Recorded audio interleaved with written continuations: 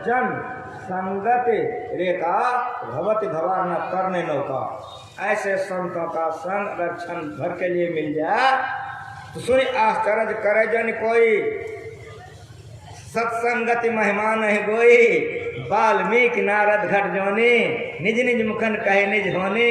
जलचर थलचर नवचर नाना, जे जर चेतन जीव जहाना।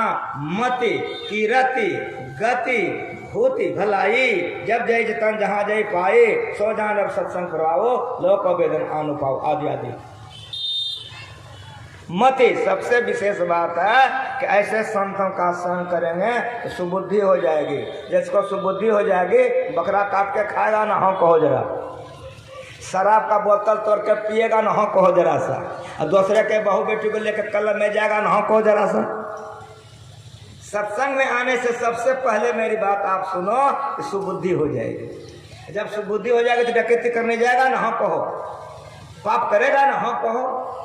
एक के वाक्य में सब सीधा हो जाएगा। संतों का संग करने से क्या मिलेगा?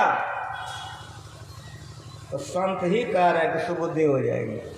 जो सुबुद्धि जिसको हो जाएगा वो झूठ नहीं बोलेगा। जिसको सुबुद्धि हो जाएगी वो चोरी नहीं करेगा।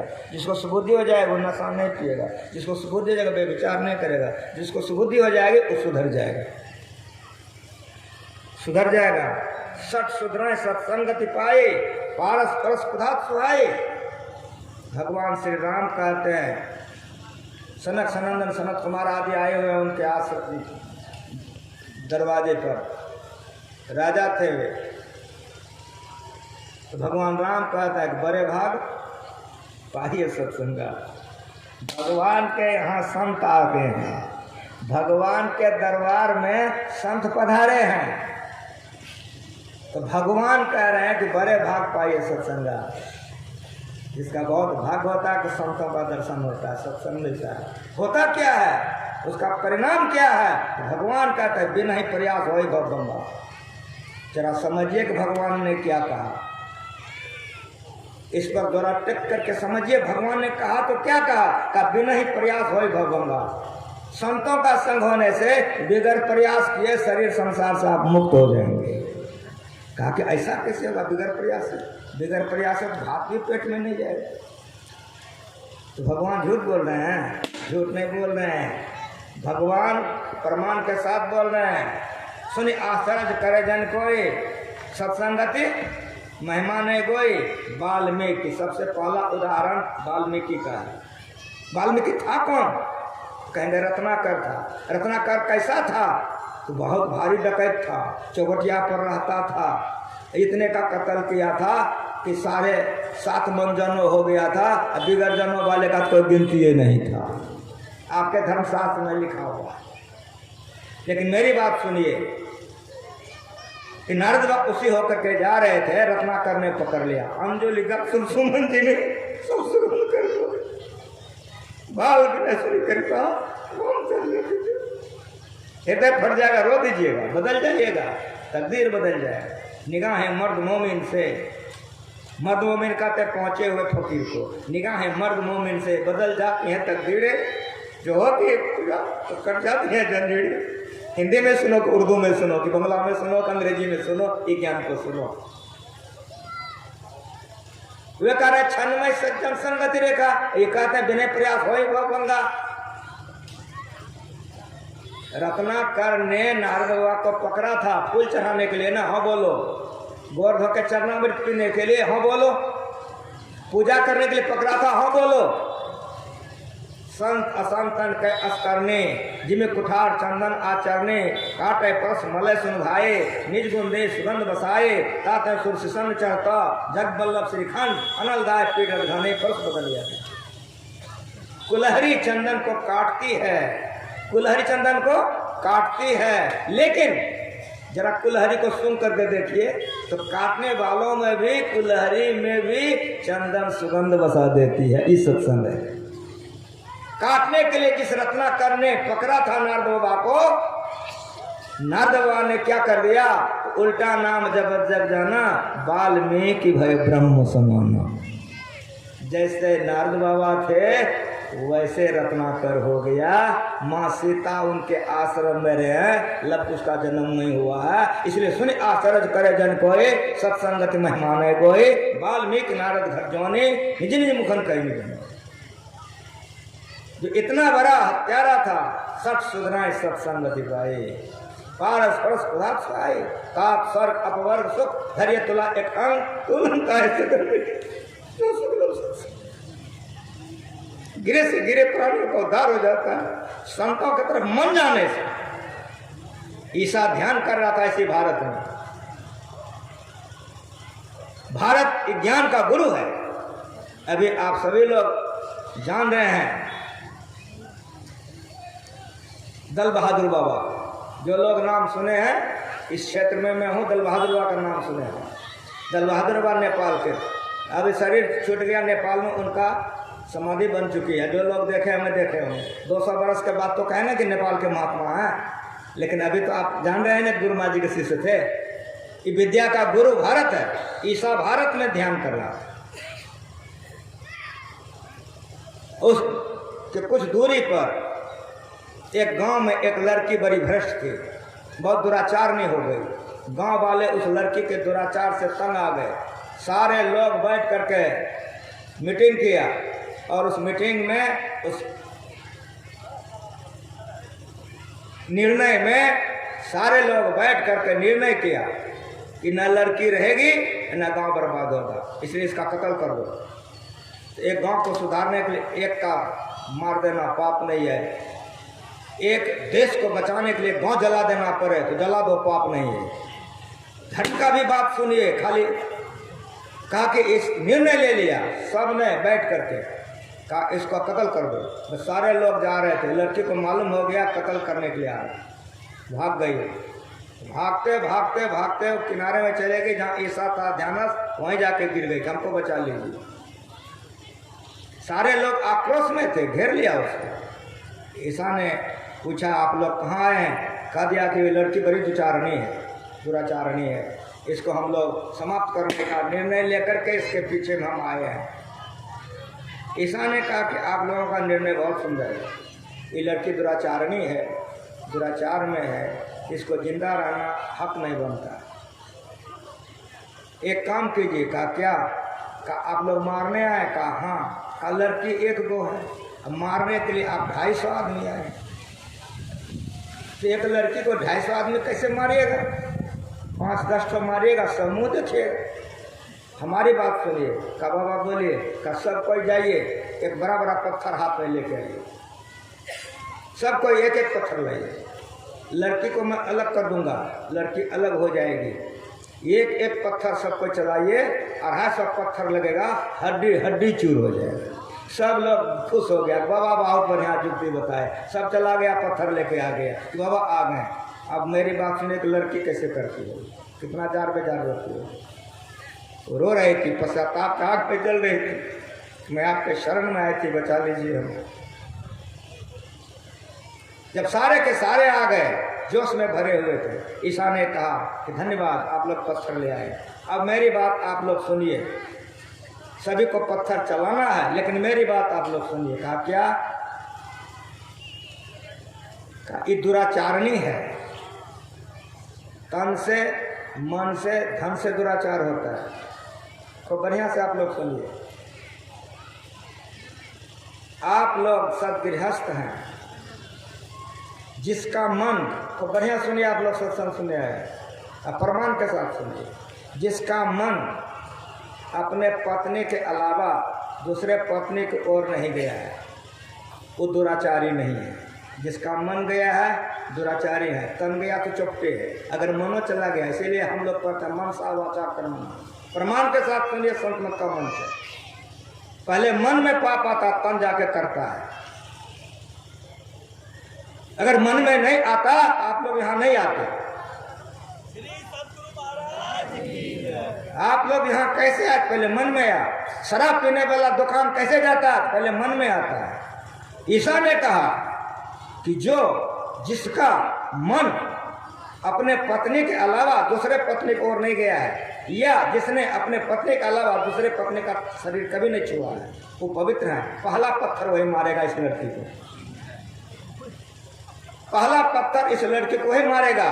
यदि वो मन से भी पाप किया होगा, पत्थर मारेगा तो मारने वाला का मस्तक फट जाएगा, पहले वो मरेगा तो लड़की पीछे मरेगी। जितने बाबू वहां मारने गए थे सबके हाथ से पत्थर गिर गए और सब रास्ता ले लिया, और वह लड़की ईसा की शिष्या बन गई। क्षणमहि सज्जन संगति रेखा भवति भवार न तरने नौका, पद्म पत्र पर परे हुए अति चंचल नीर समान, अक्षय चपल और क्षण भंगो इस जीवन को जान। अथवा भगवान राम कह रहे विनय प्रयास हो भवभंगा। रत्नाकर को कितना प्रयास करना पड़ा आप लोग समझ लीजिए कथा से। उंगली माल जा रहा था, भगवान बुद्ध जा रहे थे, उंगली माल पकड़ने के लिए एक बिकता 4 अंगूर 6 अंगूर, अब पकड़ेगा अब पकड़ेगा अब पकड़ेगा, पकड़ ही नहीं सकता था। विषय को पुष्ट करने के लिए कथाएं कही जाती है, लेकिन कथे में बह जाए तो विषय ये छूट जाए। लंबी चौड़ी कथा नहीं होनी चाहिए, कथा को खूब शॉर्ट में कहिए।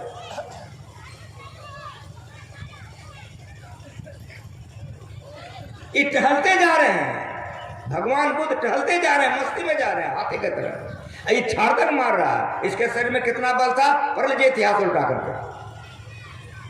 छाड़कर मारते हुए घोड़े का दुम पकड़ लेता था, उंगली माल ऐसा था, इतना उसके पाँव में शक्ति थी कि छाड़कर मारते हुए घोड़े का दुम पकड़ लेता था। अगर वो दुम पकड़ लिया घोड़ा हिलता नहीं था, इतना शरीर में बल था।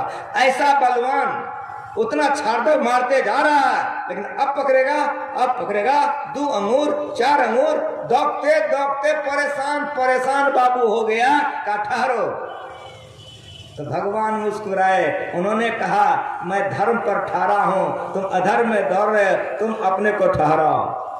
इतने का उपदेश में उंगली माल का उद्धार हो गया। करके देखिए इतिहास को, राजा बिंबिसार कितना सेना लेके आ रहा है। भगवान बुद्ध के उपदेश से उंगली माल बदल गया, उंगली का माला उतार दिया, कहा तुम 10वें साल तक ऐसे कपड़ा पहनो जैसे भगवान पहने थे, वैसे धोती को पहन लिया, चल दिया। जंगल से जैसे बाहर निकलता है कि राजा उधर से उमरती समुद्र के समान सेना लेके आ रहा था। देखा भगवान को, रथ रुक गई, राजा ने प्रणाम किया। भगवान ने पूछा राजन कहाँ जा रहे हो? कहा प्रभु आप सर्वज्ञ हैं, सर्वांतर्यामी। कहा तुम्हारे मुंह से सुनना चाहता हूँ। कहा उंगली माल ने मेरे नगर को दहशत में ला दिया, छोटी छोटी टुकड़ी में सेना भेजता हूँ, उसके बाजू में इतना बल है कि चट कर जाती है, इसीलिए समुद्र के समान भयानक सेना लेके जा रहा हूँ, आज उंगली माल को घेर करके दलन करूंगा। जैसे कहा आज उंगली माल को घेर करके साइड में बैठ जाइए, आगे मत आइए। जैसे कहा कि आज उंगली माल को पकड़ करके दलन करूंगा कि भगवान मुस्कुराए। भगवान थे, भगवान मुस्कुराए और भगवान मुस्कुरा करके कहा कि राजन शांत हो जाइए, अकारण क्रोध चिंता का परित्याग कर दीजिए, शांत हो जाइए। कहिए अगर वह उंगली माल साधु हो जाए तब क्या करेंगे? अब मेरी बात सुनिए, यहाँ राजा है ठहरा, राजा के बाद भगवान ठहरे हैं, भगवान के पीछे उंगली माल ठहरा है। पढ़ के देखिए जो मैं सुना रहा हूँ। मैं बचपन से जिनके चरणों में जीवन बिताया हूँ, मेरा गुरु दंत कथा नहीं सिखाया। भगवान कह रहे हैं कि राजन अगर वह उंगली माल साधु हो जाए तो आप क्या करेंगे? राजा ने कहा कि भंते अगर वह उंगली माल साधु हो जाएगा मैं उसको प्रणाम करूंगा। जैसे कहा प्रणाम करूंगा कि बीच से भगवान निकल गए, उंगली माल को दिखाते हुए कहा कि आपके सामने उंगली माल ठहरा है, भगवान के आदेश पर राजा उंगलीमाल को प्रणाम किया है। सुन आश्चर्य करे जन कोई, सत्संगति महिमा नहीं गोई। वाल्मीकि नारद घट जोनी, निज निज मुखन कहे निज होने। जल चल थल चल आदि आदि। बुद्धि जोग करो, ये ज्ञान को सुनो। मनुष्यत्व आएगा, और जब सत्संग करोगे तो देवत्व आएगा, और ठई ठई सत्संग करोगे तो जान तुम्हें हो जाओगे।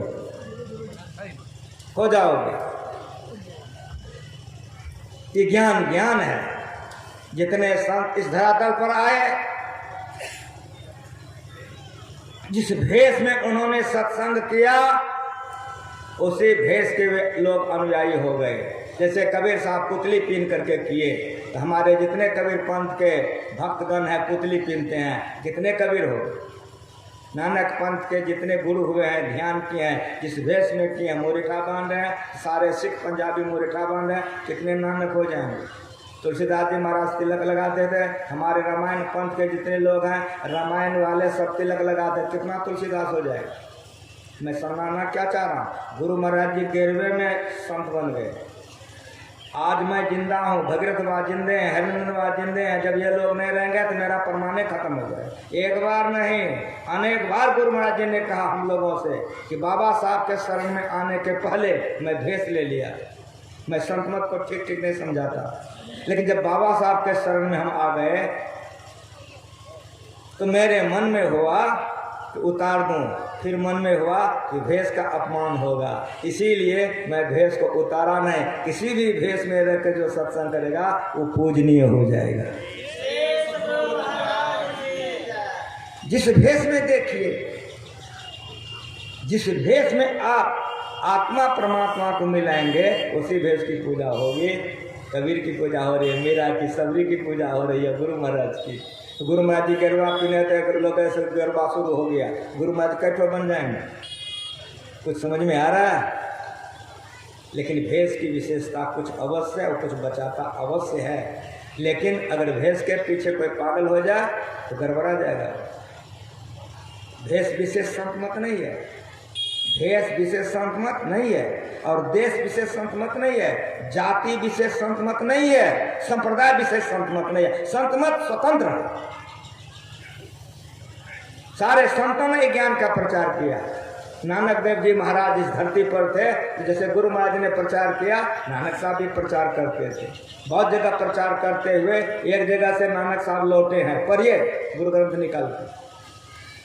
जब उधर से लौटे हैं, एक सेवक उनका था नानक देव जी महाराज का।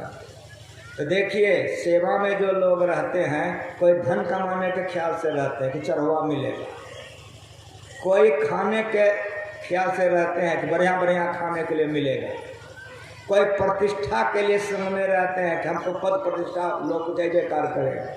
सेवक बहुत कम होता है, जो सेवक होता है सही वही गुरु बन जाता है, वही गुरु बन जाता है। एक सेवक को तकलीफ बहुत हुई तो उन्होंने नानक साहब का संग छोड़ दिया।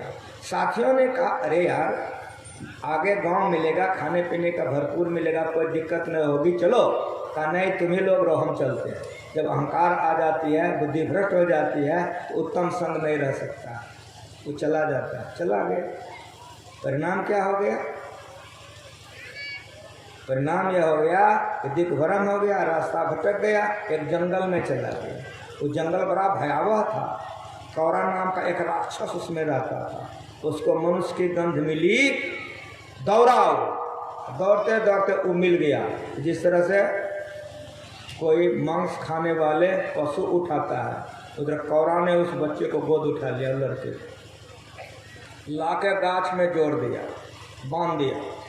और उसका एक कढ़ाई था जंगल में, जिसमें बेसी नहीं 40-45 टीन तेल अटका था। तो आप समझ सकते हैं, जिस कढ़ाई में 40-45 टीन तेल अटे, तो छोटी कढ़ाई होगी ना, इसमें मोटका मोटका गोल से उसको